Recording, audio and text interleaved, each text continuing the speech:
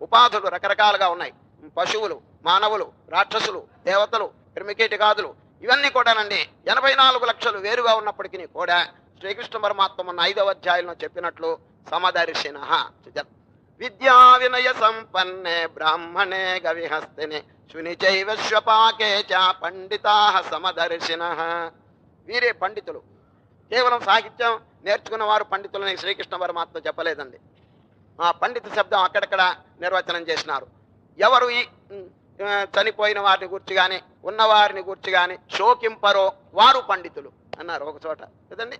అశోచ్యాన్ అన్వశోచస్వం ప్రజ్ఞావాదాంశ్చ భాషసే గతాసూన్ అగతాసూంశ్చ నానుశోచంతి పండితా. పండితులు అనేవారు ఏమి అసలు పట్టించుకోరండి. ప్రపంచంలో ఎన్ని కష్టాలు వచ్చినప్పటికీ కారణం ఏమిటి చెప్పండి? మేరు పర్వతం మోస్తరు ఉన్నదండి వారి మనస్సు. నేను 6వ అధ్యాయంలో మొన్న శ్రీకృష్ణ పరమాత్మ ఏం చెప్పినారు? ఎన్ని యస్మిన్ స్థితో న దుఃఖేన కురుణాపి విచాల్యతే కురుణాపి దుఃఖేన న విచాల్యతే. భయంకరమైనటువంటి ఘోరమైనటువంటి దుఃఖం వచ్చి మీద పడ్డా కూడా వారేమి చెలింపరండి. ఇప్పుడు ఎవరైనా తిట్టారనుకోండి, సామాన్యుడు కంగారు పడిపోతాడండి. ఎవరైనా దూషించినా, తిట్టినా, అవమానం చేసినా వాడు హీ విల్ బికమ్ మ్యాడ్. అది పిచ్చివాడైపోతాడు. వాడు నన్ను తిట్టారా అని చెప్పి కోపం కూడా వస్తుందండి. మహనీయులండి ఎవరు ఎన్ని ఆక్షేపణ చేసినా, విమర్శలు చేసినా they won't care, they won't pay any heed. అది వివేకానంద అదే చెప్పినారు. ఈ ఆధ్యాత్మిక మార్గంలో పయనమయ్యేటువంటి సాధకులకు అనేకమైనటువంటి విమర్శలు వస్తాయండి. అనేక మంది రకరకాలుగా వారిని కిందకి దింపాలని, నిరుత్సాహపరచాలని చెప్పి ప్రయత్నం చేస్తారు. బట్ పే నో హీడ్ అన్నారు వివేకానంద సార్.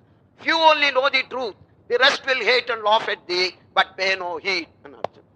ఇతరులు తెలివి తక్కువ వాళ్ళు రకరకాలుగా చెప్తారు. అసలు దేవుడు లేడంటాడు. నీకేమైనా పిచ్చి పట్టిందా? ఎందుకోసం ఇదంతా టైం అంతా వేస్ట్ చేస్తావని. అయ్యా ఇది వేస్ట్ కాదండి. ఇది సమయాన్ని సద్వినియోగం చేయటం అండి. ఇది ఎవరైనా ఈ జీవితంలో ఒక్క పర్యాయమైన పరమాత్మను గురించి చింతన చేస్తే వారి విషయంలో నిన్న వశిష్ఠులు వారు ఏం చెప్పారు? జాతా చేత్ అరతిర్జంతో భోగాన్ ప్రతి మనాగపి. భోగాన్ ప్రతి ఈ విషయ భోగములు వీళ్ళ మనాక్ కంటే కొంచెమైనప్పటికీ వైరాగ్యం కలిగితే తదసౌ తావతైవోచ్చై పదం ప్రాప్త ఇతి శృతి. హి హాజ్ అటైన్డ్ సాల్వేషన్ అనేసినాడు. కొంచెం వైరాగ్యం కలిగినప్పటికీ కూడా అది నెమ్మదిగా ఏం చేస్తుంది తెలుసండి? వారి మనస్సును శుద్ధం చేసి ఆ బాహ్యం మీద మనసు పోనీయకుండా అంతర్ముఖం చేస్తుంది. కనుక వాడు మోక్షం పొందినట్లే అనేసినాడు. చూడు, జాతాచేత్ అరతి. అరతి అంటే నాన్ అటాచ్మెంట్, వైరాగ్యం. జంతో భోగాన్ ప్రతి మనాక్. మనాక్ అంటే కొంచెం అండి.